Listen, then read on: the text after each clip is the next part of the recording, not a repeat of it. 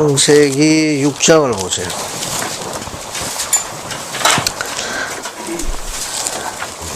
자, 지난주에는 창세기 6장 1절, 2절을 가지고 설명을 했는데, 오늘은 뒷부분 그 3절부터 설명을 하도록 하겠습니다. 자, 여러분, 그 3절 보시면은, 3절 보세요. 창세기 6장 3절 보시면은, 여호와께서 이르시되 나의 영이 영혼의 사람과 함께하지 아니니 이는 그들이 육신이 됨이라. 그러나 그들이 나는 120년이 되리라 하시니라. 마치 이 성구를 보시게 되면은 이 성구가 마치 인간의 수명을 나타낸 것처럼 묘사하고 있는데, 모세에서에는 그렇지 않습니다. 그 옆에다가 모세에서 8장 17절 20절이라고 하나 쓰세요. 그러면 도움이 됩니다. 지금 창세기 6장 3절 옆에다가 거기 120년이 나옵니다. 예, 겉으로 보게 되면은 사람의 수명을 이야기한 것처럼 되어 있는데, 모세에서의 기록은 조금 다릅니다. 그래서 8장 17절 20절을 한번 써보죠. 모세에서 8장 17, 20절. 그래서 모세에서 8장을 한번 볼까요? 갑진진주에 있습니다. 8장 17절 보세요. 17절을 보시게 되면은, 그리고 주가 노아에게 이르되 나의 영이 항상 사람과 함께 애쓰지 아니하리니 이는 그가 모든 육체는 반드시 죽을 것임을 알 것임이라. 그러나 그의 날은 120년이 되리라. 이렇게 되어 있는데, 그 밑에 설명이 잘 나와 있습니다. 이게 성경에는 이 부분이 설명하지는 않은데, 모세서는 120년이 어떤 기간이냐. 만일 사람이 회개하지 않으면 내가 홍수를 들여보내어 그들에게 임하게 하리라 하셨더라. 그래서 20절은 그걸 더 부언하고 있습니다. 그리고 이렇게 되었나니 노아가 사람의 자녀들에게 회개할 것을 호소하였으나 그들이 그의 말을 듣지 아니하였더라. 그러니까 노아가 회개를 외쳐가지고 세상을 구원시키려고 외친, 노력한 기간이 120년이라는 뜻으로 묘사되어 있다는 것. 근데 우리 성경은 마치 사람의 수명이 120년처럼 묘사되어 있는 거에 반하여 모세에서 8장 17절 20절의 기록은 그게 수명을 이야기한 게 아니라 노아가 회개를 외친 기간이다. 그게 훨씬 더 정확한 설명입니다. 이것은 모세에서의 기록에 근거하게 되면 노아가 회개를 외친 겁니다. 회개를 외쳐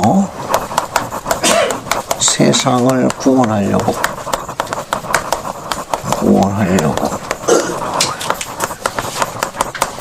애쓴 기간이죠.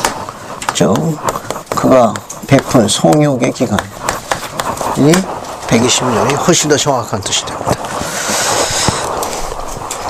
그 다음에 또 6절, 7절 두 절을 한번 읽어보겠습니다. 6절, 7절 한번 읽어볼게요. 그래서 앞에 소영경 자매님, 창세기 6장 6절, 7절 두 절 한번 읽어봐요. 땅 위에 사람 지으셨음을 한탄하사 마음에 근심하시고 이르시되 내가 창조한 사람을 내가 지면에서 쓸어버리되 사람으로부터 가축과 기는 것과 곤충의 새까지 그리하리니 이는 내가 그것들을 지었음을 한탄함이니라 하시니라. 감사합니다. 여기 보면 6절에 땅 위에 사람을 지으셨음을 한탄하사 마음에 근심하시고, 누가 땅에 사람을 지은 걸 한탄하고 근심하고, 7절 보게 되면 내가 그것들을 지었음을 한탄함이라 후회함이라. 노아입니까? 하나님입니까? 노아가 맞아요? 하나님이 맞아요? 노아가 맞아요. 싸우지 마세요. 흥분하시지 말고. 네. 왜냐하면 지금 성경을 기준하는 겁니다. 7절하고 6절, 7절 성경을 기준하게 되면은 이거는 사람을 지어서 한탄하사 마음에 근심하시고, 7절 보면 내가 그것을 지었으면 한탄합니다. 이것은 여호와께서 한탄하시고 후회하는 것처럼 묘사되어 있거든요. 그런데 다른 기록을 한번 봅시다. 민수기 한번 비교할게요. 지금 창세기 6장 6절과 7절인데 민수기 어디 보시는가 하면 민수기 23장 19절을 한번 가볼게요. 자, 민수기를 한번 가봅시다. 민수기 23장 19절을 한번 볼까요? 봤습니까? 자, 그거 한번 읽어보죠. 이거는 진선미자면이 한번 읽어볼까요? 민수기 23장 19절. 하나님은 사람이 아니시니 거짓말을 하지 않으시고 후회 없으시도다. 어찌도 말씀하신 말을 행하지 않으시며 하신 말씀을 실행하지 않으시다. 감사합니다. 여러분, 그 19절 중간 부분에 보면은 후회가 없으시더라고 되어 있죠? 하나님은 후회 안 하시는 걸 되어 있는데, 이 창세기 여기는 안 그러네. 그죠? 이 창세기 6절 7절에 보게 되면은 내가 그것들을 지었으면 후회함이라, 한탄함이라. 후회한다는 단어 같은 단어인데. 그러면 창세기 6장 7절하고 민수기 23장 19절은 이게 설득력이 낮은 거예요. 그러면 우리 모세서 한 번 더 갑시다. 모세서 한번 가죠. 다시 모세서 8장 오늘 보시는가 하면 25절부터 26절까지 볼까요?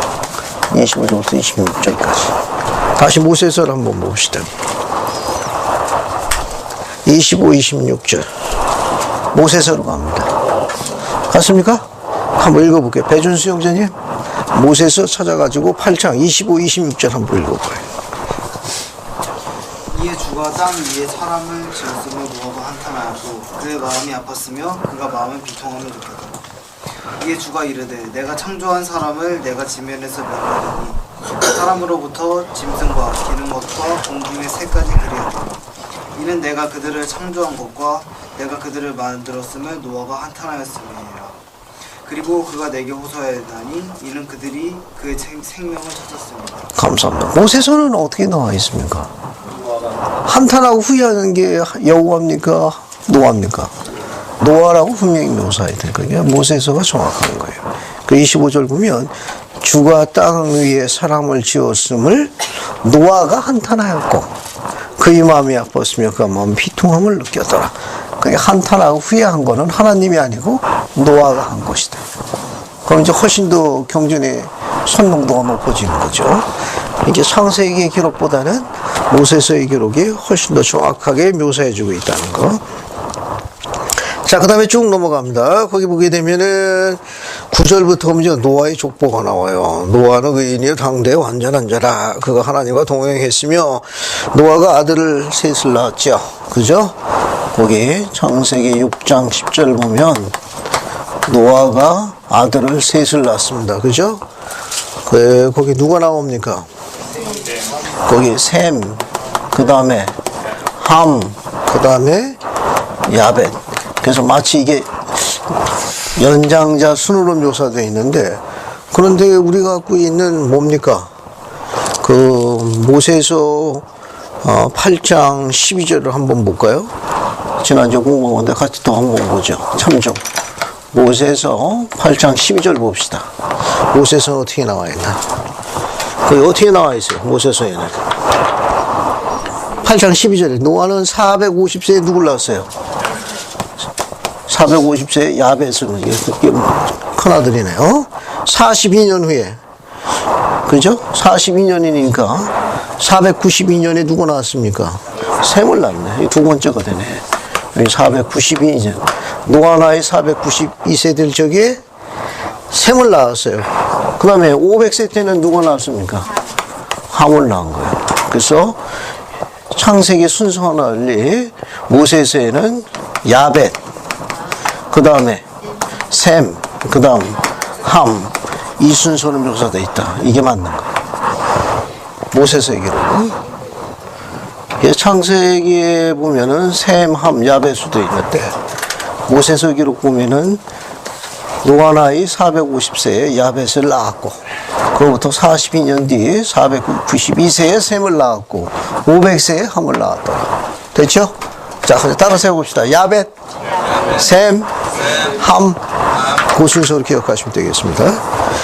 자, 그 다음에 이제 쭉 보면 이제 방주를 만듭니다. 방주. 방주를 만들어. 15절 보세요. 내가 만들 방주는 이러하니, 방주는 그 길이는 뭡니까? 300규빗, 넓이는 50규빗, 높이는 30규빗이라. 한 규빗은 몇 센치입니까? 한 규빗은 손을 펴가지고 여기서부터 여기까지, 이걸 한 규빗이라고 그래요. 그래서 여기서 뭐 사람마다 다 다르겠지만 보편적으로 절 기준하시면 안 돼요. 나중에 방주 만들어가지고 문제가 생길 가능성이 없습니다. 약 한 뭐라 그럴까, 센티미터로 따지면은 약 한 46cm, 약 46cm, 45에서 46 정도 봅니다. 이거는. 그래서 이제 그건 좀 환산하시면 됩니다. 우리 교재에 보시게 되면 이제 방주 길이가 나오는데 그거 참조하시면 되고요.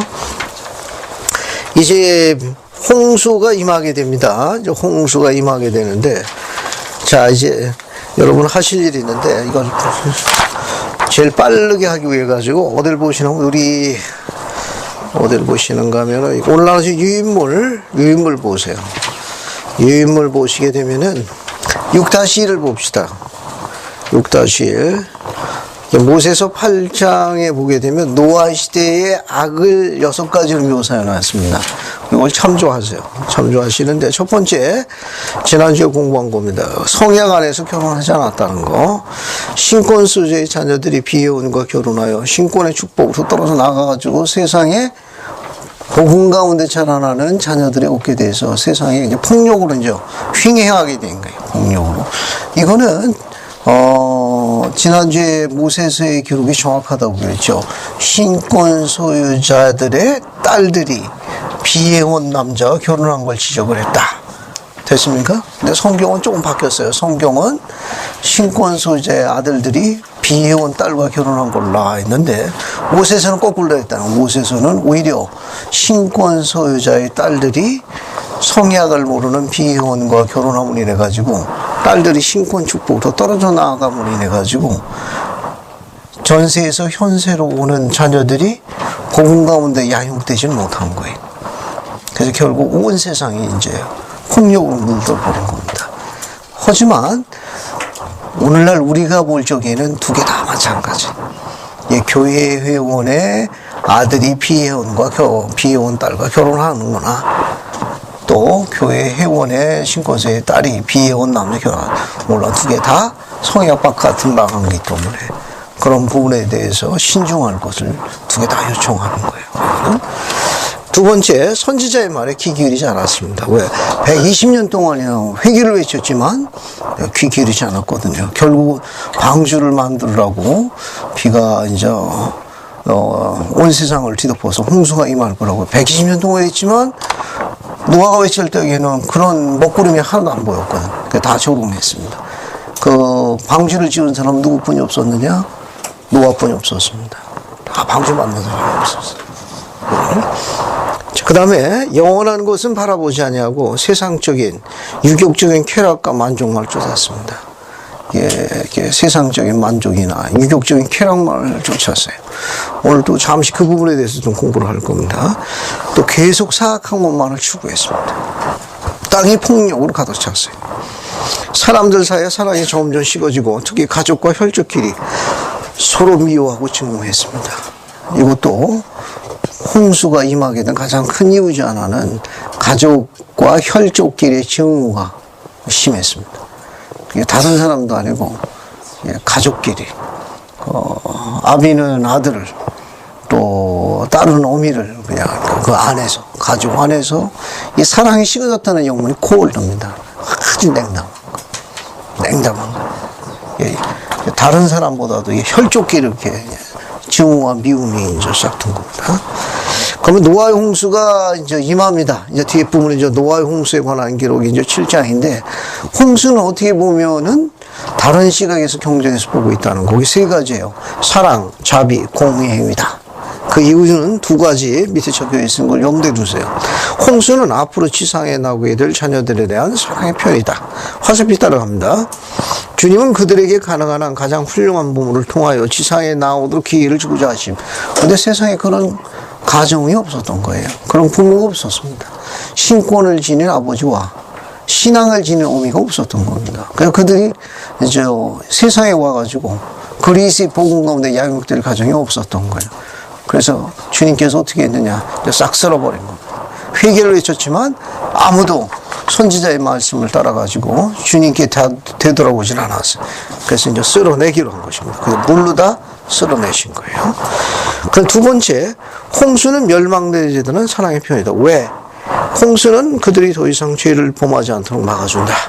영국에 있는 그들에게 복음이 전파되도록 계획하셨습니다. 그들은 영국에서 이제 그리스도께서 성임하신 특별한 군대에 의해 가지고 복음을 받아들이도록 계획되겠습니다. 그들에게도 자비. 이걸 왜 별의 한국 가는 건 아니니까. 그래도 주님께서 큰 자비를 베푸신 거죠. 그래서 홍수는 사랑, 자비, 공의입니다. 이렇게 이야기되는 겁니다.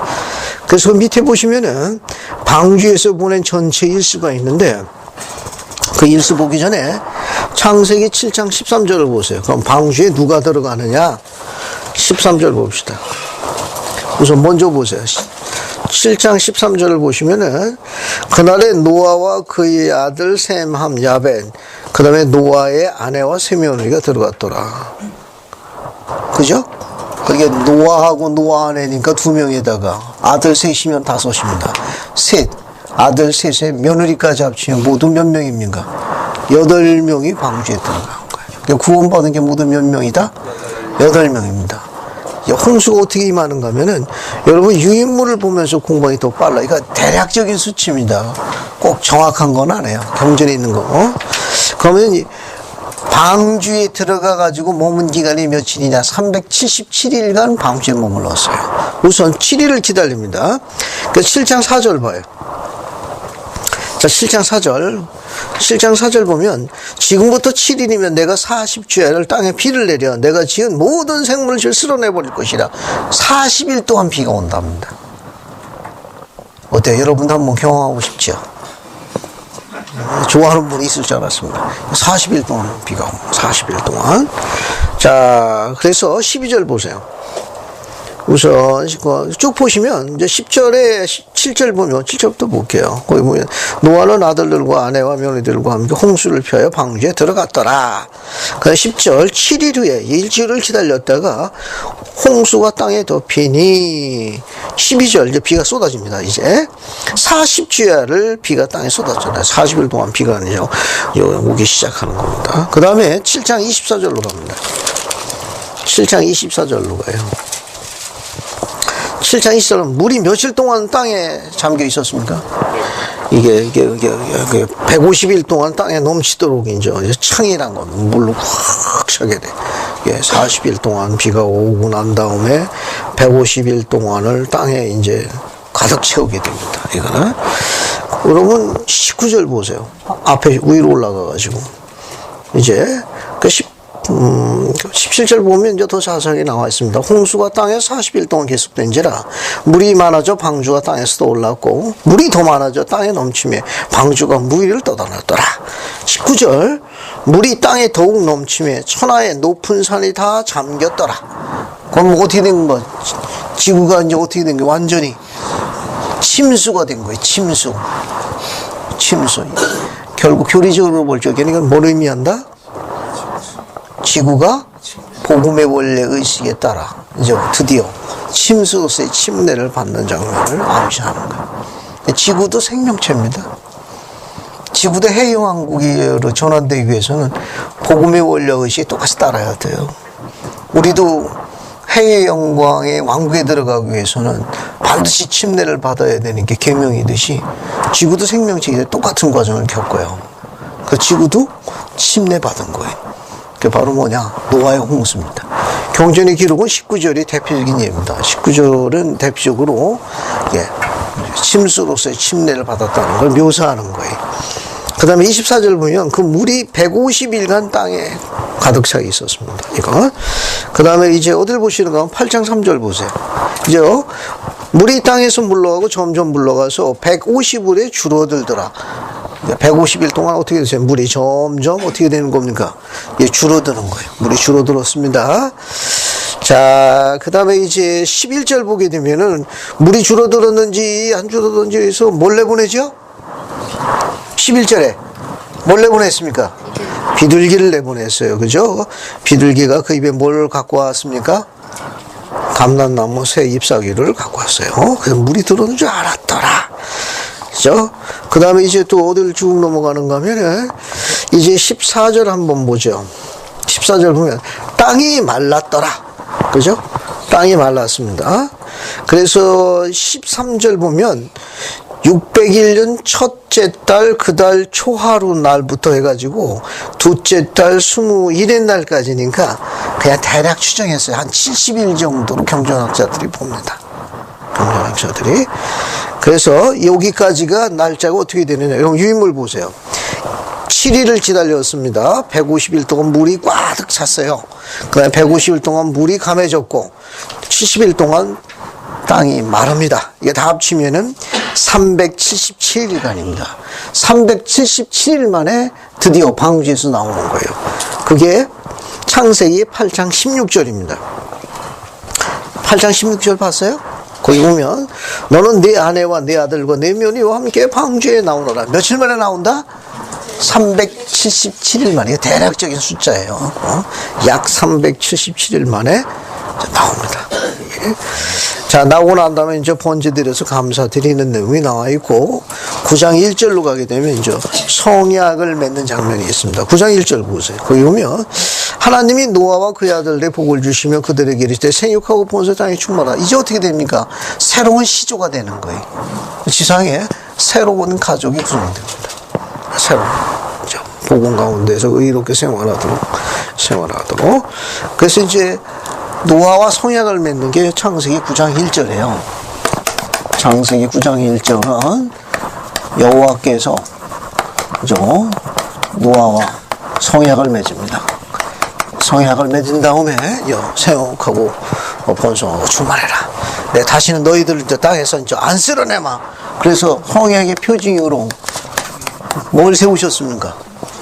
네? 뭘 세우셨어요? 9장 13절로 갑시다. 9장 창세기 9장 13절 뭘 세우셨어요? 9장 13절에 내가 내 무지개를 구름 속에 두었나니 이것이 나와 세상사예요. 뭐의 증거니라? 언약의 증거입니다. 무지개를 세우셨어요. 무지개를 세우셨어요. 그래서 아주 아름다운 무지개를 세우셨습니다. 여러분 요즘에 무지개 봤나요? 어때요? 최정장의 무지개 봤어요? 무지개를 봐야 됩니다. 무지개 안 보면 문제가 좀 복잡해져요. 안 되면 물이라도 뿌려야 됩니다, 지금. 여러분, 유인물의 9-1을 보세요, 여기 우측편 중간 부분에 9-1. 그래서 최정장님 거 한번 읽어봐. 유인물 읽어, 유인물. 너희는 무지개의 사라짐을 보게 될 때 온 세상에 기근과 전염병과 큰 실망이 있게 될 것이고 메시아의 재림이 멀지 아니하였음을 알지어다. 선지자 조세순스가 가르칩니다. 감사합니다. 무지개가 만약에 안 보이면 온 세상에 기근과 전염병과 큰 실망이 있게 되고 메시아의 재림이 코앞에 닥친 줄 알지어다. 그러니까 노아와 세웠던 저 표징은 뭐냐 하면은 성약의 증거 중에 하나인데 이건 뭐냐 하면은 이제 다시는 물르다가는 뭐 하겠다는 겁니까? 안 쓸어내겠다는 거예요. 그 대신 뭘로 한다는 거예요. 대신 물 대신에 이제 뭘로 하겠다는 겁니까? 불로. 여기는 이제 물로 쓸어낸 거 아니에요. 그 노아의 홍수 아닙니까? 그죠?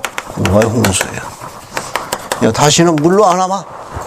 그 대신 뭘로 한다? 불로 한다. 언제? 무지개가 사라지면.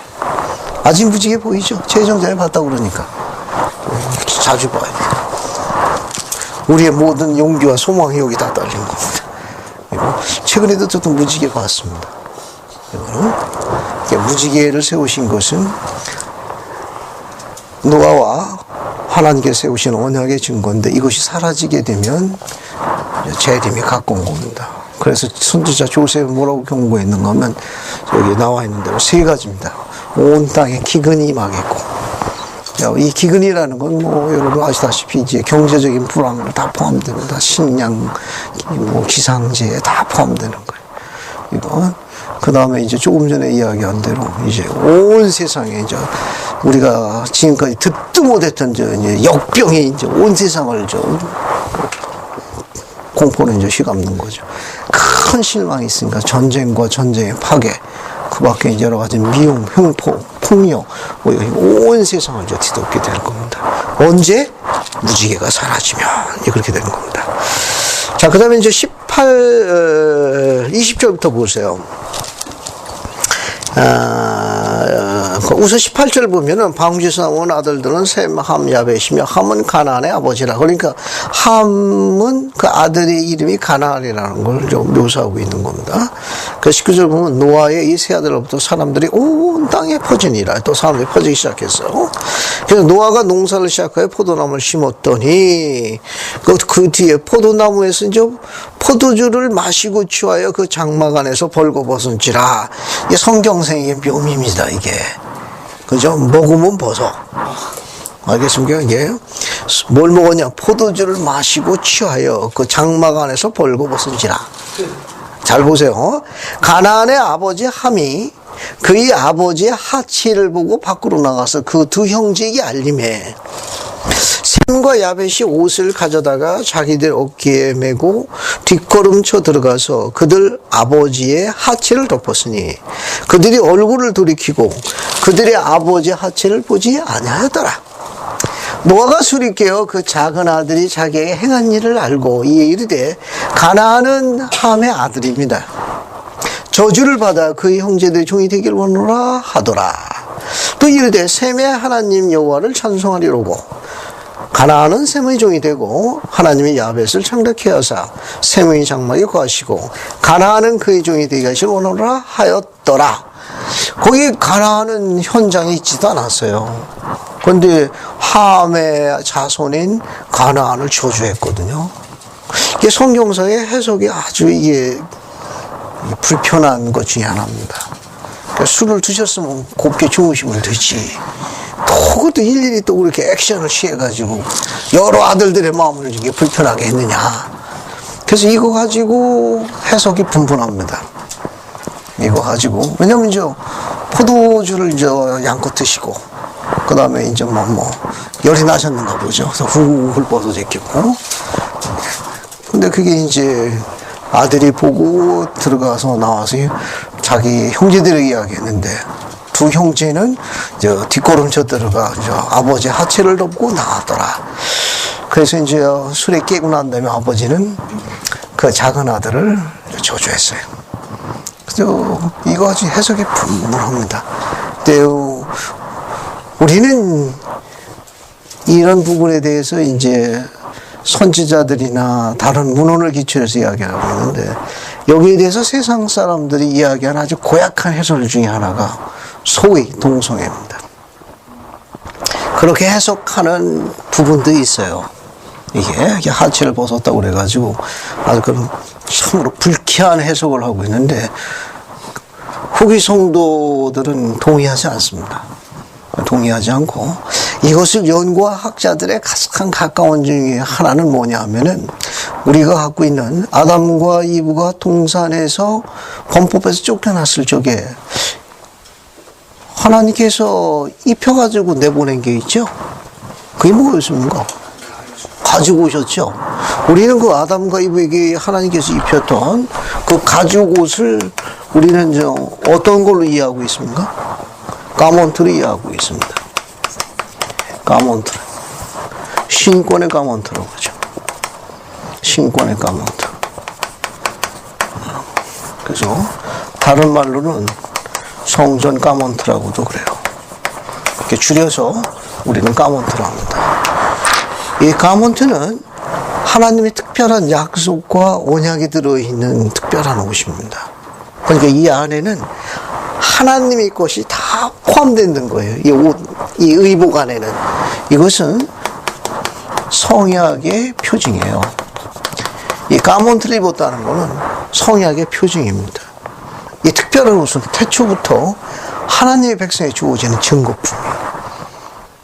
그래서 여러분들이 강의를 주의 깊게 듣고 공부하라고 하는 이유 중에 하나는 이런 걸 알아야만 왜 하나님께서 노아 시대 때 홍수로 다 쓸어버렸는가 하면 하나님의 것을 갖고 있는 의로운 백성이 없었던 거예요. 노아 가족만 빼놓고는. 그러니까 다 전부 다 이제. 그래서 이게 성약의 표징입니다. 이건 성약의 표징이에요. 제일 중요한 것 중에 하나는 또 어떤 교회에 있는가 하면은 또 이게 순결한 영혼들의 덮개 같은 역할을 해요. 덮개. 근데 이 옷을 입고 있으면 순결한 영혼이라는 걸 증거해 줍니다. 이 옷을 입고 있으면.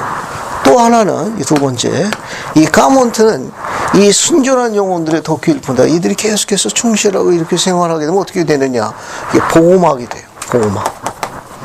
보호막. 그리고 방패 역할을 해줍니다. 그래서 세상의 피와 공포로부터 보호해줍니다.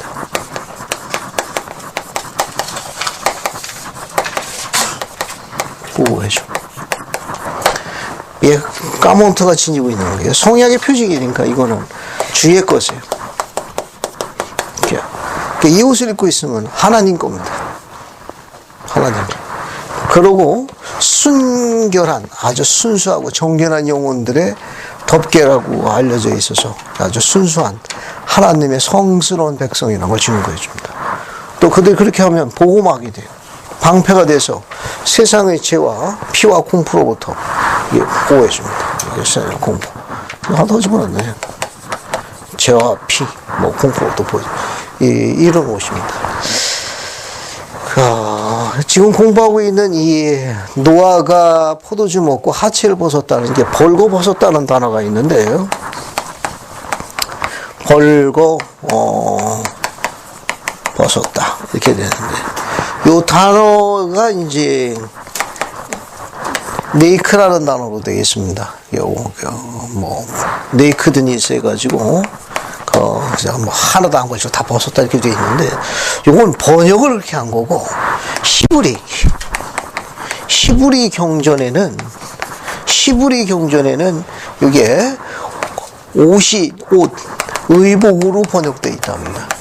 우리는 이쪽을 더 많이 주목하고 있어요.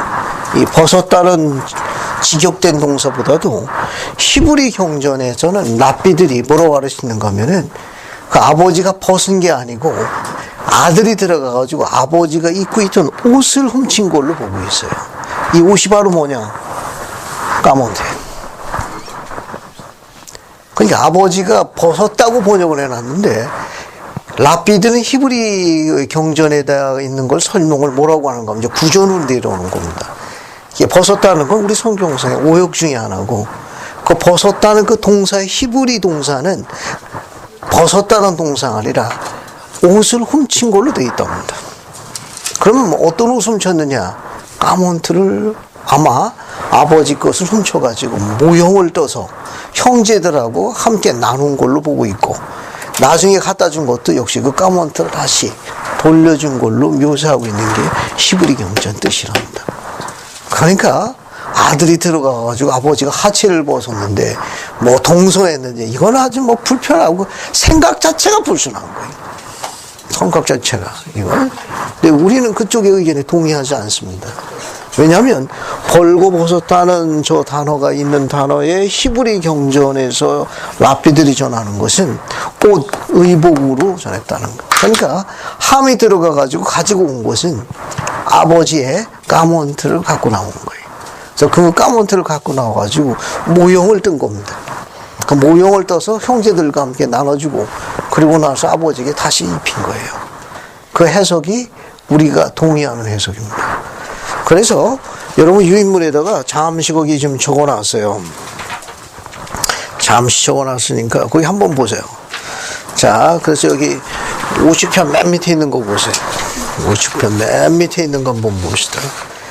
거기 보시게 되면 그 직사각형 묶어놓은 거예요. 창세기 9장 22절에 거기 에레스라는 건 이제 히브리어 뜻입니다. 히브리어 말이에요. 의미가 벌거벗음, 이렇게 레이크드니스 이처럼 벌거벗음한 뜻이 아니고 원래는 가죽옷을 의미한다. 우리는 그걸 의미한다는 가죽옷. 이 가죽옷은 창세기 3장 21절에 묘사되어 있고 또 모세서에도 언급되어 있습니다. 4장 27절에 가몬트를 의미하는 거예요. 우리는 이쪽을 의미한다는 거예요. 우리는 이 가몬트는 인간이 타락한 이후에 주님께서 아담과 이브에 만들어줬던 가죽옷을 상징한다. 우리는 함이 부친이 자고 있는 동안에 그 옷을 가져다가 형제인 셈과 야벳에게 보여주었고 그들은 그 옷의 본을 뜨거나 그들의 어깨에 걸치고 있었던 것 같은 직물의 본을 뜬 다음 가죽옷을 부친에게 돌려주었다고 이해하고 있다. 즉 노아는 깨어서 두 아들의 신권을 인정했지만 그에게서 옷을 도둑질하려 했던 아들은 저주했던 것이다. 그러므로 함은 신권을 받을 권리가 있었으나 그의 아들 가나에게는 허락하지 않았습니다. 아버지가 저주를 했어요. 그래서 이 함은 카인의 후손인 에굽토스와 결혼합니다. 그래서 거기서 태어난 아들이 가나안인데 신권이 계승되니 허락이 안 됐어요. 이 에굽토스에서 태어난 아들이 나중에 세운 나라가 뭐냐? 이집트, 애굽이. 그래서 애굽은 신권의 허락이 안 됐습니다. 그래서 신권이 허락이 안 돼가지고 바로가 신권의 모형을 흉내내가지고 신정체제를 만들었는데 그게 하나의 대표적인 악의 왕국의 상징이 된 거예요. 그래서 거기서 이스라엘 백성들이 속박에 쌓이게 되거든요. 그 속박에 쌓인 것도 역시 바로 오늘날 우리가 이야기하는 사탄이 하나님의 백성들을 악으로 쌓여가지고 돌아가지 못하도록 제한한 것을 속죄를 통해서 벗어날 수 있도록 이제 모세가 그 안에 이제 예표가 되는 겁니다. 그래서 우리는 이 기록을 동의합니다. 이 기록을. 그래서 여러분 이 노아가 하체 벗은 이 사건에 대해 가지고 아주 여러 가지 불쾌한 해석이 많이 있습니다. 우리는 그쪽에 다 동의하지 않고 히브리 원전에서 나와 있던 이 뜻을 동의합니다. 그래서 벌거벗었다는 게 아니고 옷, 의복, 가몬트를 의미한다. 이렇게 이해하시면 되겠습니다. 제일 교회에서 가장 설득력 있게 해석하고 있는 내용. 자, 그 다음에 이제 어딜 보시는가 하면은 이제 인용문을 하나 더 읽어볼게요. 여러분, 여기 좌측편 끝에서 맨 밑에 있는 거 두 번째 거 한번 봅시다. 자, 그럼 부리검령 회장님이 하신 말씀인데 이 내용도 아주 재미있고 좋습니다. 이것도 한번 읽어볼 만해요. 그래서 인풋수령제니까 한번 읽어봅시다. 우리가 시온을 건설하겠다고? 우리가 시온을 건설하겠다고 결심할 때 시온을 건설하게 되며 이 일은 각자의 마음에서 시작될 것입니다. 가정의 시온을 만들고 싶으면 가장이 선한 사업을 인도해야 합니다. 이 일은 시온의 영을 지니기 전에는 불가능합니다. 가장은 자기 자신을 성결하게 해야 가정을 정결하게 할 수 있습니다. 이렇게 함으로써 그가 가족을 성결하게 하도록 하나님께서 도우실 수 있습니다. 영적인 기쁨은 자기 자신의 생활에서 얻어야 합니다. 감사합니다. 그러니까 우리가 시온을 건설하겠다고 결심할 때 시온을 건설하게 되는데 그 일은 이제 우리 각자 마음에서 다 시작해야지만 그걸 인도하는 영은 제일 먼저 누가 소유해야 한다는 겁니까? 그러니까 가정을 시온으로 만들겠다 그러면 가정에서 누가 시온영을 그걸 인도해야 합니까? 가장입니다. 가장이 그 영을 지녀야 시온이 건설하는 것이지 안 그러면 시온을 건설할 수가 없습니다. 그러니까 제일 중요한 건 가장이에요. 가장이 내가 구성하고 있는 가족 구성원들을 성결케 해서 해유왕국으로 전부 인도해야 되겠다. 그런 영을 시온의 영, 그런 영을 시온의 영이라 하는데 그러면 시온의 영으로 가득 차려면 앞에 보세요. 시온이라는 뜻이 즉 마음이 청결한 자를 시온이라기도 하고 마음이 청결한 자가 모여 사는 지리적 장소도 시온이라는 두 가지 뜻이 있어요. 하나는 상태를 나타내는 겁니다. 마음이 청결한 상태. 또 마음이 청결한 자가 모여 사는 것도 뭐가 돼요? 시온이 되는 거예요. 그러면 우리 가정을 시온으로 만들려고 그러면은 어때요? 가족 구성원 하나하나가 어떤 상태로 전환돼야 합니까? 마음이 청결한 상태로 전환돼야 되는 거예요. 또 그런 청결한 사람들이 모여 사는 곳이 뭐가 되는 겁니까?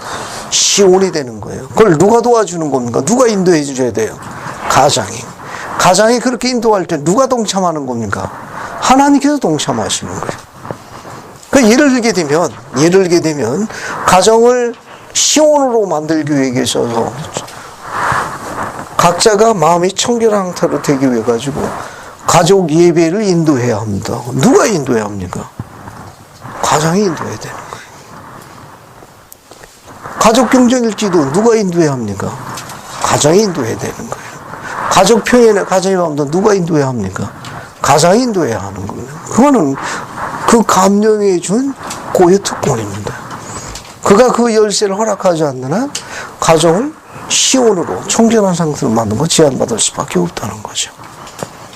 그가 그렇게 하려고 노력할 적에 목표를 가지고 생활할 적에 어떻게 됩니까? 하나님께서 동참하시는 거예요. 노아의 홍수가 여기 홍수가 임한 가장 큰 여러 가지 이유 중에 결정적인 이유가 뭐라고 그랬죠? 결정적인 이유가 뭡니까? 노아의 홍수가 임한 결정적인 이유가 뭐예요? 네? 이거죠, 이제. 감사합니다. 내면으로 들어가게 되면 결혼이야, 사실은. 누가? 신권 소유자의 딸들이 하나님께서 승여하도록 계획하셨는데 그 딸이 승여하기 위해서는 반드시 신권을 지닌 하나님의 아들과 결혼해야 돼. 그래야 신권의 축복을 받는데 딸들이 그걸 무시해버린 거예요. 그래서 그분이 진노하신 거예요. 그 내막을 안으로 들어가게 되면 홍수가 이게만 제일 큰 건 뭐냐면 하나님의 아들들 신권 소유자들이 비혼과 하는 것도 어려움을 주는데 더 심각한 문제는 뭐냐면은 그 신권 소유자의 딸들이 승여하기 위해서는 신권을 지닌 아들과 결합해서 그 의식을 받아야만 승여에 올라가는데 그걸 무시한 거예요. 그걸 박차고 그걸 마저 발 아래 짓밟았습니다. 그래서 그냥 한 세상만 사는 그냥 사악혼만 따라갔기 때문에 그 하나님을 모르는 남자와 사악해진 그 딸 사이에 태어난 자녀들이 하나님을 알 수가 없었던 겁니다. 그래서 그들이 성장하면서 혈족끼리 미워한 거예요. 설족끼리 증오한 겁니다.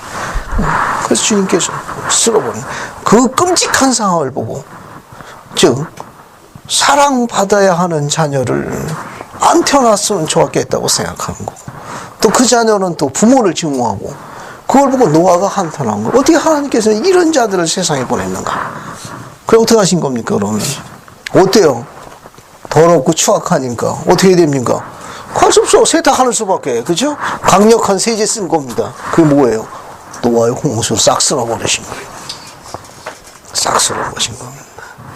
사실 그 안으로 들어가게 되면 그 가장 중요한 그 암시적 메시지가 뭐냐면 딸들이 승여하기를 그분이 가장 기뻐하십니다. 근데 딸이 승여하기 위해서는 성약 안에서 성약 결혼을 해야 돼. 그러니까 신권을 지니고 있는 합당한 형제와 합당한 장소에서 합당한 의식을 받기를 원하셨는데 그걸 그냥 발 아래 짓밟은 겁니다. 그래서 신권의 축복으로부터 떨어져 나간 거예요. 그걸 성약 밖으로 떨어져 나갔다고 그러고 다른 용어로 쓰게 되면 신권 축복으로부터 떨어져 나갔다고 그러는 겁니다. 그러니까 딸들이 승려하기 위해서는 합당한 신권을 지니고 있는 형제와 합당한 권능에 의해서 합당한 장소 주님께서 허락하신 성전에서 결봉되는지 아니하고서는 그 딸이 승려한다는 게 거의 불가능한 거예요. 그래서 그와 같은 부분을 딸들이 발 아래 짓밟았기 때문에 온 세상이 어떻게 됐느냐 이 피와 공포와 죄와 이 평화가 있죠. 그게 다 깨져버린 겁니다. 그래서 우리 딸들이 굉장히 중요하신 분들입니다. 그러니까 여러분들이 행복한 것만큼 가정 안에서의 행복의 모든 척도가 다 여러분들이 갖고 있어요. 그러니까 예를 들어서 이제 가장이 신권을 갖고 있다. 근데 신권도 이게 계기판이 있습니다. 이게 신권이라고 봅시다. 거기 숫자가 있죠. 여러분 저 자동차 보게 되면 가스 게이지가 있어요. 여기 풀 압니까? 여기는 이제 빵 문제가 생기는 거예요. 여기 이제 경고등이 울리지, 경고등이.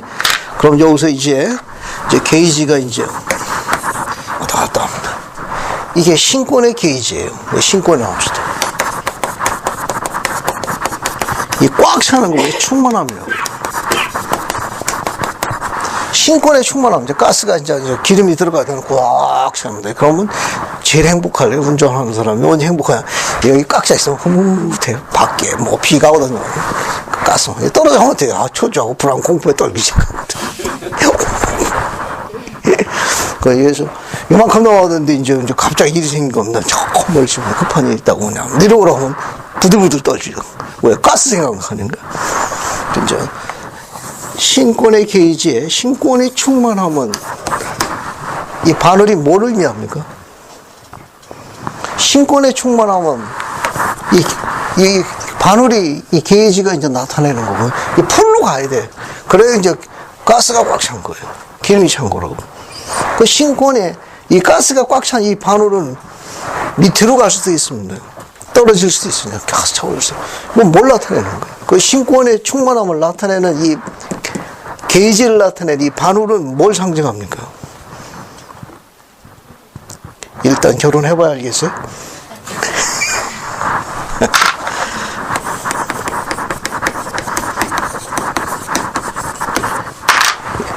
아내가 행복하면 신권이 충만한 거예요.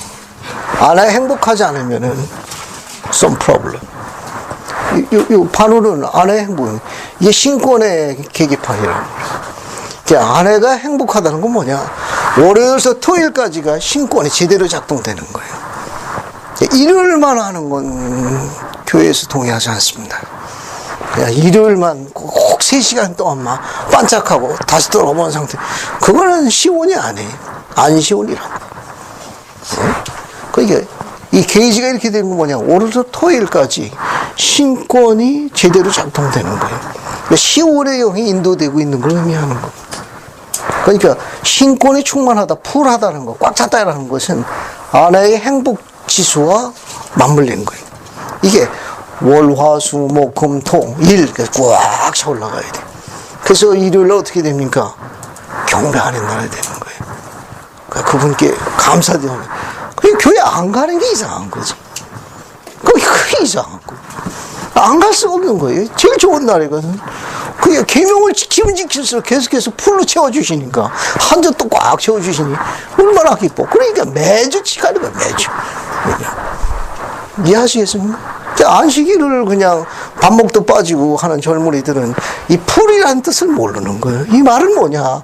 저 안 된 얘기지만 그 아내가 참 어떤 면에서 저는 가슴이 아픈 거예요. 좀 안쓰럽고. 그 뭐 결혼해서 산다고 그러지만 그냥 사는 거예요, 그건. 행복하고 거리가 먼 거예요.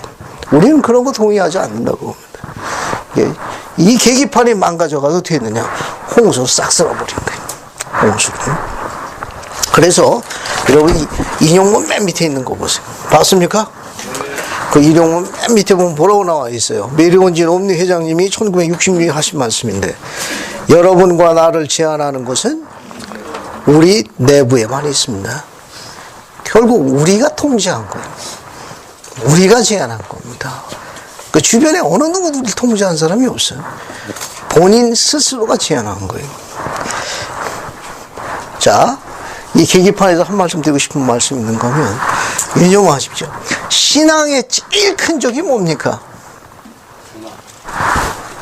유정진. 교만. 진아. 내 말고. 또 진아가 벌써 세포분열이 일어나. 신앙의 제일 큰 적은 교만인데 더 중요한 설명할게요.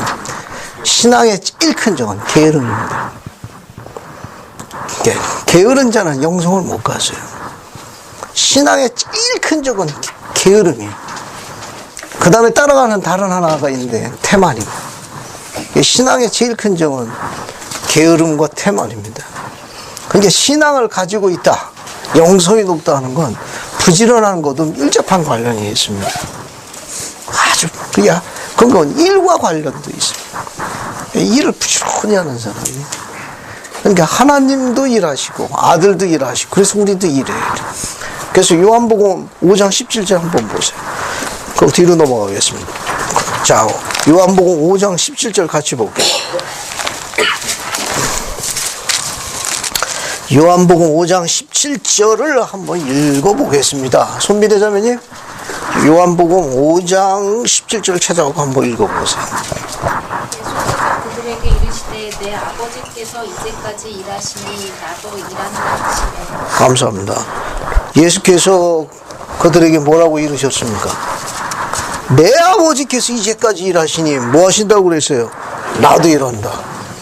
아버지도 일하시고 아들 일하시니 우리도 어떻게 합니까? 우리도 일하는 게 맞는 거예요. 일하는 거예요. 그런 분들이 그냥 끊임없이 그 일에 대해서 헌신하시고 아들도 헌신하니까 우리도 헌신하는 게 맞습니다.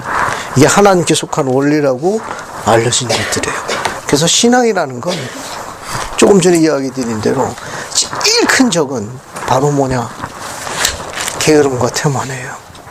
따라서 신앙은 선지자 조셉 스미스가 뭐라고 했는가 하면 다른 말로 바꾸면 노력과 같다고 이야기했습니다. 일하는 건데 그걸 다른 말로 바꾸면 신앙은 노력하는 거예요. 뭐가 노력하냐? 끊임없이 자신과 싸워야 합니다. 자신과 경쟁해야 돼. 그래서 그분이 원하시는 그 목표까지 올라가서 끊임없이 자신과 그렇게 그래서 기도하는 거, 경전 있는 거, 뭐 계명 가운데 생활하는 거, 부름받아 봉사하는 거 전부 다 어디에 달려있나? 본인에 달려 있는 본인의 노력에 달려 있습니다. 그래서 그렇게 보시면은 도움이 될 겁니다. 자, 이제 거기까지 보시고, 이제 11장으로 가면 이제 바벨탑 사건이 나와요. 11장.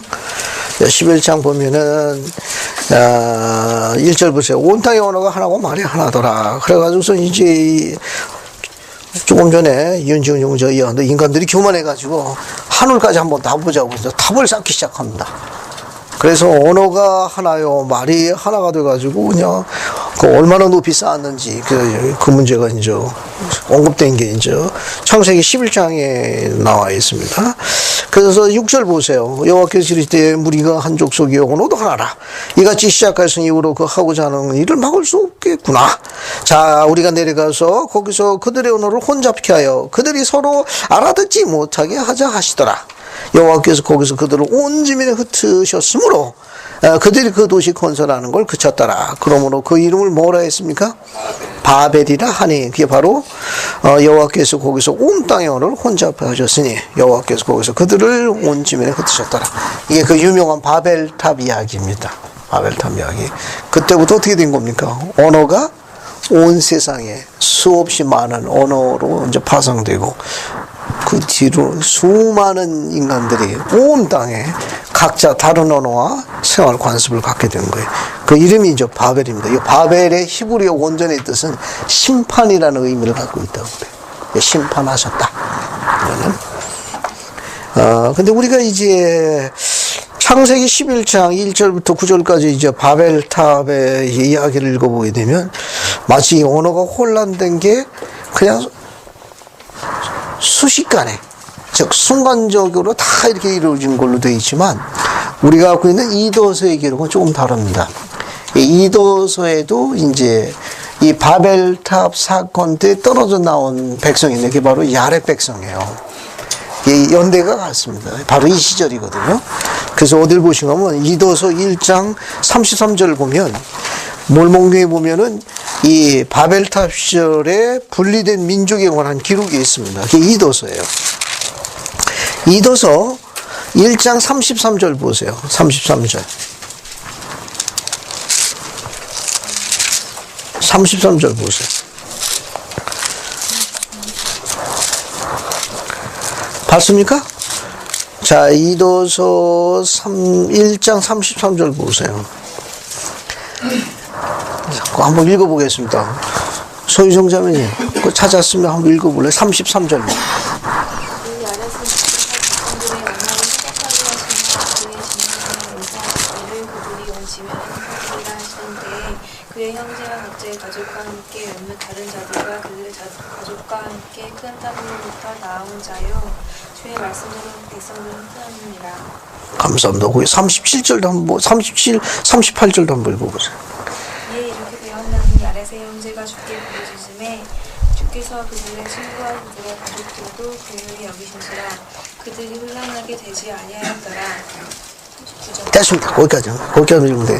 지금 이 성구 33절, 37절은 이도서에는 뭘 암시하고 있는가 하면은, 언어가 수식간에 그냥 내려오셔가지고 말씀하자마자 그냥 갑자기 언어가 다 헝클어진 게 아니고, 이도서의 이 기록에는 그들이 이제 나와와가지고 우리 언어를 헝클어뜨리지 않고 우리가 보존할 수 있는 언어를 그냥 갖도록 좀 은혜를 부하자. 그건 뭘 이야기하는 거면, 이 언어가 헝클어지는 데는 상당한 시간이 소요되는 걸 암시하고 있는 겁니다. 그냥 뭐 내려오셔가지고 언어를 헝클었다 이런 뜻으로 뉘앙스가 성경에 되어 있는데, 이도서의 야렛 형제에 대해 관한 기록은 우리말을 헝클지 않도록 주님께 간구하자. 그런 건 뭐냐, 헝클어지게 되기까지는 상당한 시일이 소요되었다는 걸 암시하고 있는데요. 그래서 몰몬경은 언어가 헝클어진 거에 대해서 아마 상당한 기간이 소요됐을 것으로 추정한다. 그래서 야렛 형제의 기록을 보고 있습니다. 이 야렛 형제가 이제 광야에서 몸을 지어, 그죠? 이도서 보니까 우리 몰몬경 재밌는 거 하나 볼게요. 13절 한번 볼까요? 13절 봐요. 그래서 최정자님 13절 한번 읽어보세요. 이도서 2장 13절. 2장입니다. 2장 13절 한번 볼까요? 이제 나는 나의 기록을 계속하노라. 보라, 이렇게 되었나니 주께서 야렛과 그의 동무들을 인도하사 땅들을 갈라놓는 저 큰 바다로 데려가심에 그들이 바다에 이르러 그들의 장막을 치고 그곳 이름을 모리안 쿠머라 칭하였으며 그들이 장막에 거하되 사는 동안을 바닷가에서 장막에 거하였더라. 감사합니다. 거기 바닷가에 이래서 정착했을 때 그 정착한 지명 이름을 뭐라고 불렀어요? 모리안 쿠머라 불렀습니다. 따라서 고대에 그들의 지도자, 인도하는 지도자의 이름을 따가지고 부르는 관습이 있었습니다. 그러니까 우리는 이 백성의 지도자가 야렛의 형제라고 알려져 있는데, 그 지명 이름이 지금 뭘로 기록되어 있어요? 모리안 쿠머니까 야렛 형제 이름을 암시하는 걸 보고 있습니다.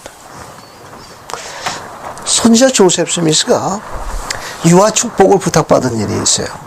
그래서 그 유아를 축복하면서 마흔니 모리안 쿠머라고 이름을 지었습니다. 그러면서 그 아버지에게 이 마흔니 모리안 쿠머라는 이름은 야렛 형제의 이름이라고 언질하셨습니다. 그게 교회 약사에 기록되어 있습니다. 몰몬경에도 여기 암시하는 내용이에요. 왜냐하면 고대의 이 유목민족들은 자신들의 지도자 이름을 따가지고 정착한 지명 이름을 붙이는 관습이 있었어요. 그러니까 야렛 형제가 그들의 지도자였기 때문에 모리안 쿠머라 했다는 거, 그 이름을 암시하는 걸 보고 있습니다. 나중에 후기에 우리 이제 교회 초창기 때 조셉이 유아 축복할 때 기록도 남아 있는데, 그 이름을 마흔니 모리안 쿠머라 지어줬면서 의로운 하나님의 종이었던 야렛 형제 이름이라고 언질했다 합니다. 이 몰몬경도 그걸 암시하는 거예요. 하나 더, 이 야렛 형제가 이 정착지에서 기도 안 해가지고 몇 시간 동안 혼났습니까? 3시간. 거기 여러분 그 14절 보세요. 눈으로 한번 보세요. 야렛 형제가 주의 이름을 부르는 걸 기억하지 않아가지고 얼만큼 혼났는가? 몇 시간이에요? 여러분 한번 3시간 동안 한번 잔소리 한번 들어볼래요? 근데 이 당시 시간은 지금 시간 똑같나요? 그건 잘 모릅니다. 그건 개인적으로 연구하세요. 야렛 형제한테 한번 물어보도록 합니다. 그러니까 어쨌든 기도에 대한 중요한 걸 언급하고 있습니다. 지금 뭐 3시간이 오늘날 시간인지 그거는 중요한 게 못 돼. 더 중요한 건 뭐냐면 주님께서 기도가 계명이라는 걸 언질하신 거예요. 이 계명을 안 지킨 거예요. 그러니까 기도가 주님께서 얼만큼 감사와 헌신과 경배의 척도를 보고 있는 걸 나타내는 거예요. 그러니까 기도 안 하면 감사형이 없는 사람이, 쉽게 설명해요. 그래서 주님께서 구름 타고 오셔서 몇 시간 동안이나 장장 3시간씩이나 손 들라고는 안 할게요. 개인기도 열심히 하셔야 됩니다. 안 그러시면 꿈속에 3시간 동안 나타나셔가지고 악몽꾸기 하실지도 몰라. 경례 기록 무려 3시간 동안입니다, 지금. 자, 참조하시면 도움이 될 거예요. 자, 이제, 11장 10절부터 봅시다. 여기 보면 이제 셈의 족보가 나옵니다. 셈의 족보가 나와요. 여기 보시게 되면, 그래, 여기 보면 이제 노아하고 어떻게 됩니까? 칠판 보세요. 노아부터 시작해서, 노아가 세 아들이 있었잖아요. 그죠? 그러면 이제 우리가 갖고 있는 모세서 기록이 정확한 거니까, 야벳, 셈, 함인데, 그 다음에 이제 노아 다음에 이제 셈이 나오죠. 원래는 장자가 누구로 묘사되어 있습니까? 야벳이 셈으로 이어졌다는 건 결국 셈이 뭐예요? 장자 상속권을 계승했다. 신권의 권능선이 노아에서 누구로 넘어간 겁니까? 셈으로 넘어간 거예요. 그래서 계보가 그렇게 되는 겁니다. 그래서 여기 다른 계보는 잘 안 나오거든. 그건 이제 신권의 권능선 계보 순서입니다. 그래서 노아가 그 다음에 어디로 갑니까? 거기 10절 보면 셈으로 가죠. 그죠? 예. 자, 그 다음에 어디를 보시는 건 12절 보면 누가 나옵니까? 아니다 여러분. 또 있다.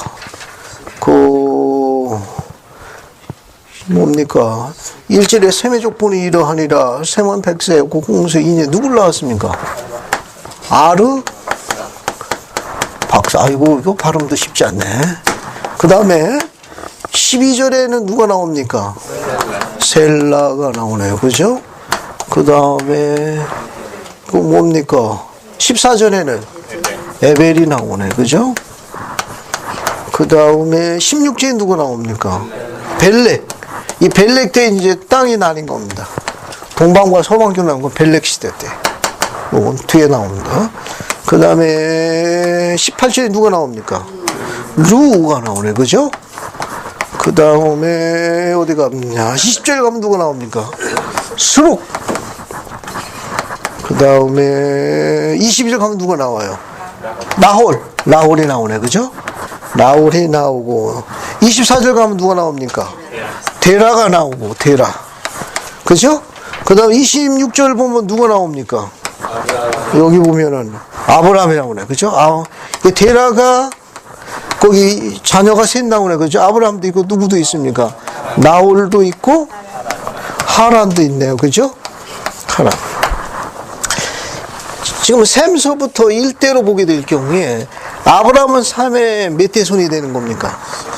10대 손이 되는 거예요. 셈으로 기준할 적에. 이 계보는 창세기 계보를 보게 되면 권능선에 따라 가지고 아브라함은 셈의 10대 손이 되는 거예요. 10대 손. 데라는 누구의 10대 손이 됩니까, 그럼? 노아의 10대 손이에요.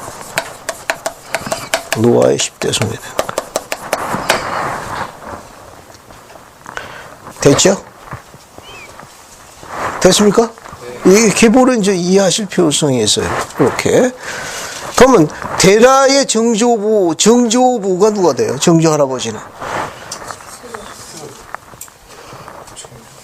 여기 데라부터 올라가게 되면 이거 뭐 아버지 되고 할아버지 되고 루가 되는 거죠. 만약에 정조부로 하게 된다고. 그 참조를 알아두시면 됩니다. 우리 그 대학부 교재에는 이 계보가 조금 잘못 나왔습니다. 계보가. 그래서 이걸 기준하시면 돼요. 그래서 하나 참조로 여기 보시면 그 앞에 여기 보세요. 여기 지도 보세요. 여기 계보가 나와 있습니다. 여기 보면 노아, 셈, 그 다음에 뭐라고 나와 있어요? 데라고 나와 있죠? 데라 밑에다 뭐라고 써 있습니까? 노아의 7대 손이 아니고 노아의 7대. 여기 이렇게 나와 있는 실제로 7대 증손이라고 하는 게 더 정확한 설명이. 노아의 7대 증손해야 맞습니다. 그래서 하나, 둘, 셋, 넷, 다섯, 여섯, 일곱. 그러니까 데라에 뭐가 되는 거예요? 정조부예요. 정조부. 정조부, 할아버지, 아버지, 본인이 되니까 노아로 기준할 적에는 노아의 7대 증손이에요. 이렇게로. 노아의 7대 증손입니다. 이렇게 써야 정확한 설명이에요. 이렇게 써놨는데 왜 이렇게 어렵게 써놨는지 모르겠어요. 이걸 이렇게 어렵게 써. 그냥 노아의 10대 손하면 금방 하는 거. 우리 걸로 해, 우리 걸로. 그 영어라는 게 그런 겁니다. 영어라는 게 이게 그랜드, 그레이트 선 이렇게 나오는데 증손을 이야기하는 거예요. 우리는 그냥 노아의 10대 손, 대라는. 그러면 뭡니까? 셈의 10대 손. 그렇게 이해하세요. 그게 더 이해하기 빠르니까. 됐죠? 대라는 노아의 몇 대 손? 10대 손. 아브라함은 셈의 10대 손. 그죠? 그 다음에 또, 여기 보게 되면은 이제, 데라가 자녀가 셋 있습니다. 아들 셋인데, 아브라함이 있고, 나홀이 있고, 누가 있어요? 하란이 있습니다. 그죠? 그 다음에, 하란은 아들이 하나에다가 딸이 셋 있어요. 누가 있습니까? 밀가. 그 다음에 롯. 그 다음에 이스가예요, 이스가. 그 다음에 사레가 있습니다. 그래서 이 자녀들 딸 중에 아브라함은 누구와 결혼해요? 사레하고 결혼합니다. 근데 나홀은 누구와 결혼해요? 밀가 결혼합니다. 이거 그렇게 염두에 두시면 되겠어요. 그리고 또 우리가 갖고 있는 교재를 보게 되면은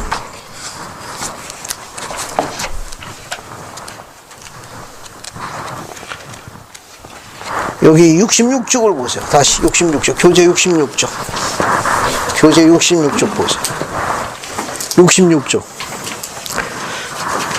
교재 66쪽 보세요. 거기 보면 또 계보가 나오죠. 자, 찾았습니까? 똑같아요. 노아, 셈, 그 다음에 뭐가 있어요?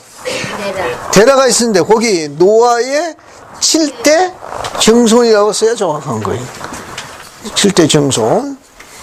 그 옆에다가 또 뭐라고 써요? 노아의 10대 손이라고 써요. 10대 손. 10대 손. 됐죠?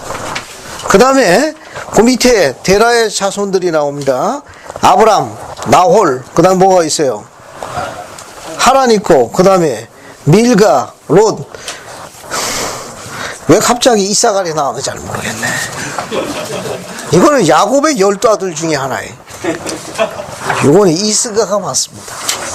알겠어요? 이건 미스프린트예요. 왜 갑자기 야곱의 12아들 중에 하나가 여기 들어왔는지 알 수가 없네. 여기 이사갈 알겠어요? 이사갈 지워버리고 이스가라고 써요. 이스가가 맞는 거예요. 이스가라고 써요. 미스프린트입니다. 거기 갑자기 야곱의 12아들 중에 하나가 들어갔는데 그건 미스프린트예요. 자, 그러면 계보는 그 정도 보시고요. 그 다음에 이제 다시 이제 데라의 족보를 한번 봅시다. 데라. 거기.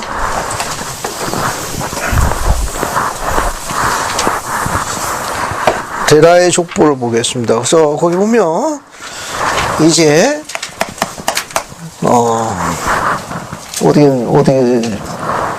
여기서 이렇게 보통 노아에서 셈, 그 다음에 이제 쭉 이어져서 이제 데라까지 옵니다. 그러니까 데라부터 이제 다시 이제 혈통이 시작돼요. 거기 보면 27을 보면은 이게 누가 나옵니까? 아브람, 그 다음에 우리 교재에는 나흘 이렇게 돼 있는데 나홀로 통일을 합니다. 알겠어요?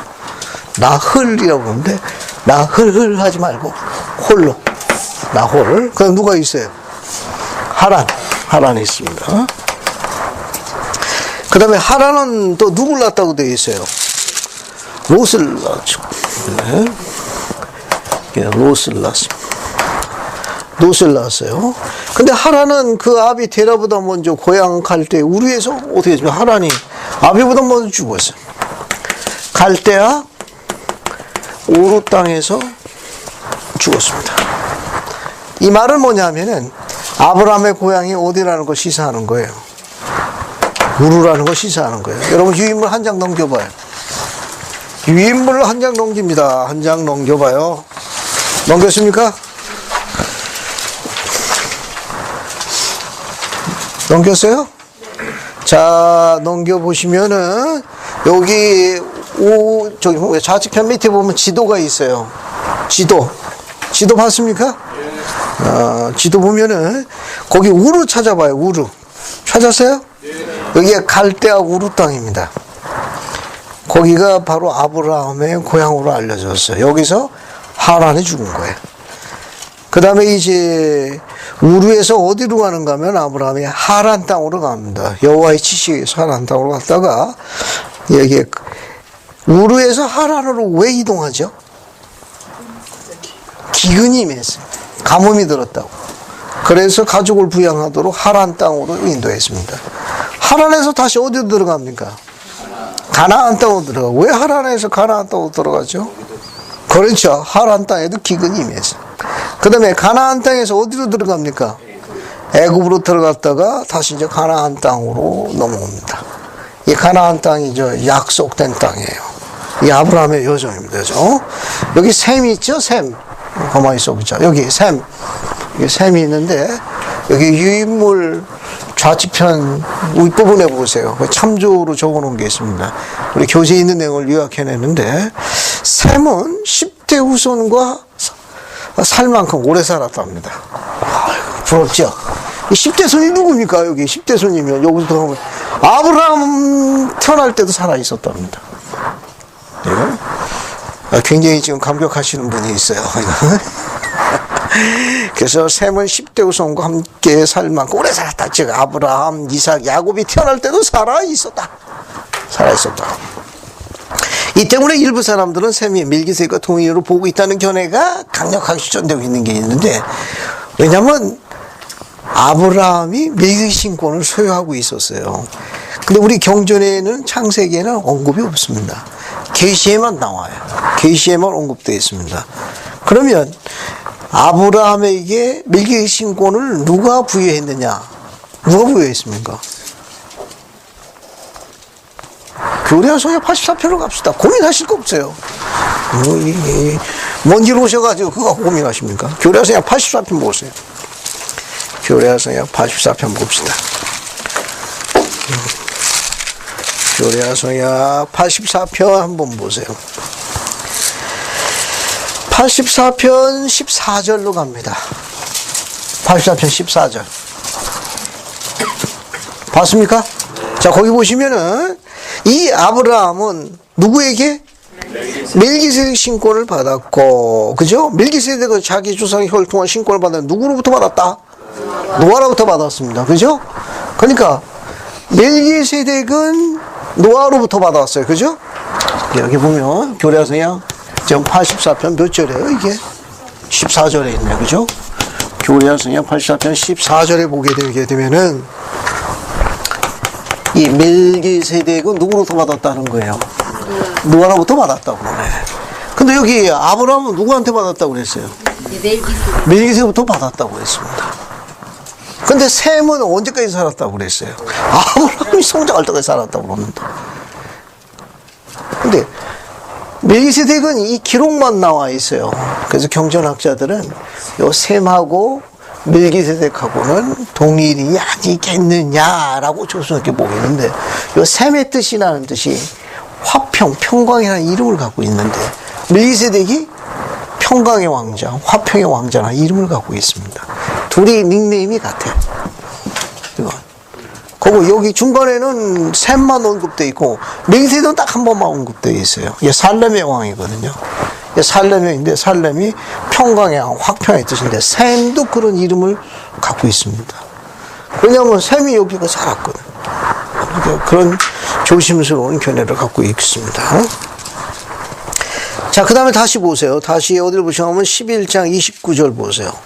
거기 보면 아브라함과 나홀이 장가들었는데 아브라함의 아내 이름은 누구예요? 여기 보면은 이제 여기 밀가가 있고 여기 이스가가 있고, 그다음 여기는 결혼하기 전에는 사레였습니다. 이렇게 결혼합니다. 사레하고 결혼해. 그죠? 그 다음에 그 뒤에 보면 나홀의 아내는 누굽니까? 밀가하고 결혼합니다. 그 계보에 보게 되면 밀가하고 결혼해요. 그렇죠. 그런데 이제 거기 또 뭡니까? 나오란의 밀가고 하란의 딸이요. 또 하란은 밀가의 아버지일 뿐만 아니라 또 누구? 이스가가 나오잖아요. 또 다른 딸이 있습니다. 이스가의 아버지더라. 이사가는 그 미스프린트예요. 잘못 나온 겁니다. 그 느닷없이 이렇게 나와가지고 33절 사례는 임신하지 못함으로 어떻더라? 자식이 없었어요. 31절 자 창세기 어디를 보시는가 하면은 11장 31절 봅시다. 거기 데라가 창세기 11장 31절 보면 데라가 아브라함과 그 다음에 하란의 아들 손자 롯과 그 다음에 며느리 사례를 데리고 어디로 갔습니까? 어디로 갔어요? 여기 자 거기 보세요. 이제 갈대아의 우룻에서 어디로 갑니까? 가나안 땅으로 이렇게 가기로 합니다. 여기가 가나안 땅이야. 여기가 가나안으로 들어가는데 중간에 머문 게 어디예요? 여기 하란에 머뭅니다. 하란에 거류하더라. 그렇게 되어 있죠? 그런데 우리가 갖고 있는 아브라함서에는 내용이 조금 다릅니다. 여기서는 이 여정을 인도한 게 데라가 지도자처럼 묘사되어 있는데 아브라함서 2장 3절부터 5절까지 보면은 그렇지 않아요. 아브라함서로 갑시다. 아브라함서로 갈게요. 자, 아브라함서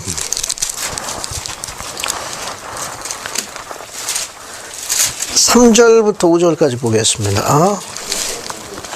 이 아브라함서는 내용이 조금 다릅니다. 이게 훨씬 더 정확한데 거기 보면은 자 보세요. 아브라함서 2장 3절부터 이제 주께서 내게 이르시되 아브라함아 내 나라와 내 친척과 네 아버지 집을 떠나 내가 내게 보여줄 땅으로 가라 하시더라.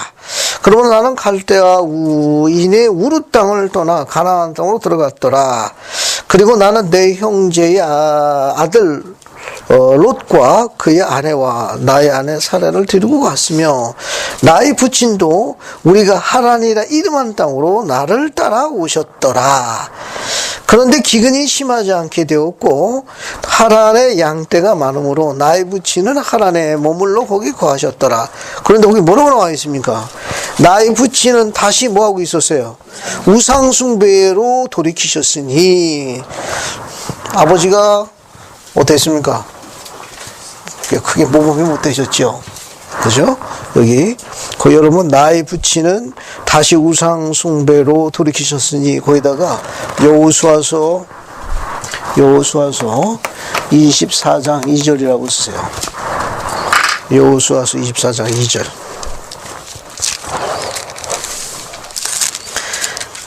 여호수아서 24장 2절 쓰시고 그 다음에 여러분 아브라함서 1장 27절 맨 뒤에 보세요.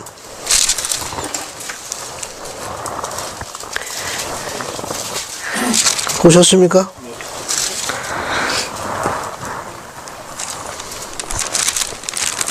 자 거기 보면 나의 아버지는 그들의 우상 숭배에 뭐 하셨더라? 이끌려 가셨더라 라고 되어 있어요. 그러니까 아버지 데라는 어땠습니까? 유감스럽게도 우상을 숭배했습니다. 이 어떤 우상을 숭배했는가 하면은 여호와께서 가장 혐오하시는 우상 숭배예요. 즉 사람의 자녀를 그 우상신에게 제물로 바치는 겁니다. 그런데 이 아버지 데라가 그 우상 숭배에 이끌려 가지고 앞에 보게 되면은 그 1장에 보게 되면 앞에 보게 되면 아버지 이 데라가 유감스럽게도 이 아브라함을 제물로 이제 바치게 돼요. 이게 그래서 그런 내용이 이제 아브라함서 1장 15절 보세요. 1장 15절.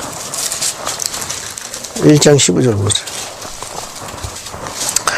자, 1장 15절 보면 나를 제물로 바치고 내 생명을 빼앗으려 했더라 이렇게 했는데 누가 이렇게 바치려고 했느냐? 27절에 보면 나의 아버지가 그들의 우상을 이끌려 가셔서 아브라함을 제물로 바친 기록이 여기 유감스럽게도 이게 모형이 여기 좀 나타나 있습니다. 이게 아주 유감스럽게도. 앞에 보세요. 잠깐 설명을 넘어갈게요. 예, 뒷부분으로 넘어가는데, 우리가 갖고 있는 성경에는 아버지 테라가 예, 이끌어간 것처럼 묘사되어 있지만, 아브라함서에는 누가 이끌고 간 거예요? 예, 아브라함입니다. 아브라함이 리더예요.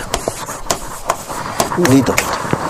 재밌는 건 뭐냐면, 갈다 우르 땅에서 아버지 테라는 뭘 섬겼어요? 여기서 우상을 숭배했어요. 우상을 숭배해가지고, 누구를? 아브라함을 뭘로 바쳤습니까? 우상 숭배의 제물로 바쳤습니다. 산채로 바쳤어. 산채. 아들 셋 중에 왜 아브라함이 택함 받았습니까? 제물로 왜 택함 받았어?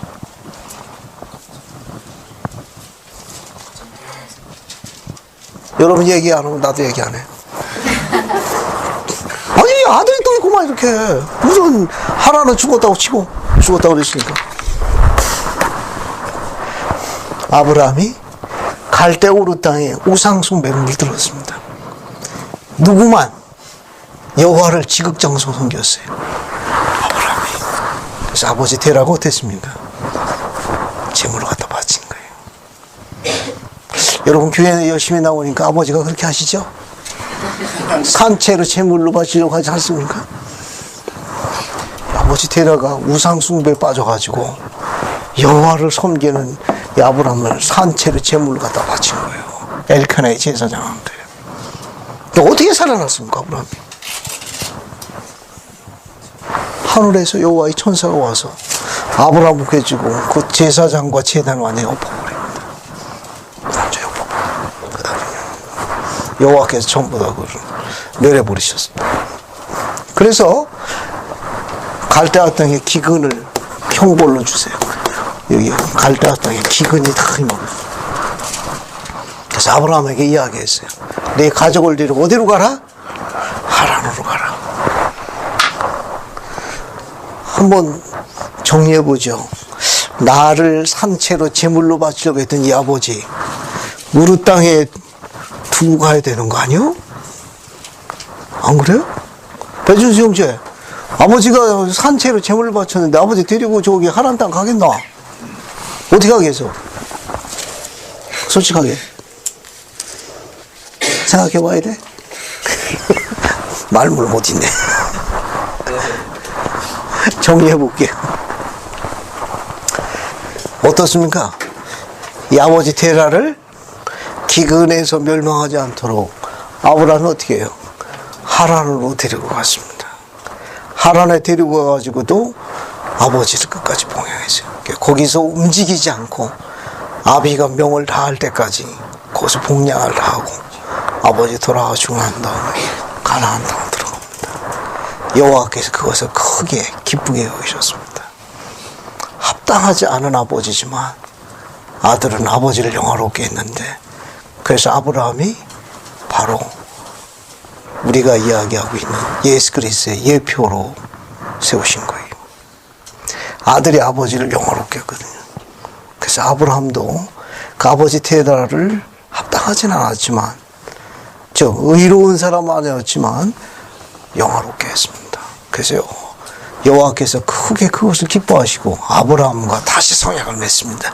그 성약이 오늘날 우리가 맺는 후기성도 성약과 같은 거예요. 그래서 우리는 아브라함의 자손입니다. 따라서 우리 몸에는 어떤 잠재력이 있는가 하면 아비를 영화롭게 할 수 있는 권능선을 갖고 있습니다. 그래서 여러분의 특별한 백성들이 그걸 하기 싫어하는 거예요. 악은 자기를 영화롭게 할 아들이 없어요. 그래서 후기성 운동만 보면 그냥 소화가 안 되는 거예요. 밤잠도 설치게 되고. 이 주변 여건이 뭐라든지 간에 아비를 영화롭게 하는 독특한 권능선에서 회복된 이 시기에 온 하나님의 용사들입니다. 얼마나 멋있는 일이. 아브라함은 육신 아비를 버리지 않았습니다. 끝까지 그것을 지켰어요. 그 혈통이 아브라함의 혈통입니다. 그래서 오늘날 교회가 왜 성약 안에서 생활하고 지키라고 하는 것은 이런 자녀를 낳아서 키우는 재미가 솔솔하기 때문에 그러는 거예요. 물론 내 남편도 존경스럽고 좋아. 더 멋있는 건 그 어미가 아들을 존경할 수 있도록 가르치는 게 이 교회예요. 아이고, 태어나지 않았었더라면 얼마나 좋았을까. 왜 저 왼수는 연자맷들을 먹고 바닷물에도 안 빠져? 이건 세상이 하는 거예요. 우리는 그런 거 동의하지 않습니다. 여러분, 그런 걸 가지고 온 분들이에요. 여러분 시상에 와가지고 아비의 멸관이 되도록 세운 분들입니다. 오늘 이 중요한 메시지를 전합니다. 아브라함을 좋아하는 이유, 아비를 영화롭게 비록 그를 산채로 제물을 바치고 생명을 빼앗으려 했으며 아비로서의 생계에 관계되는 부분을 접어두더라도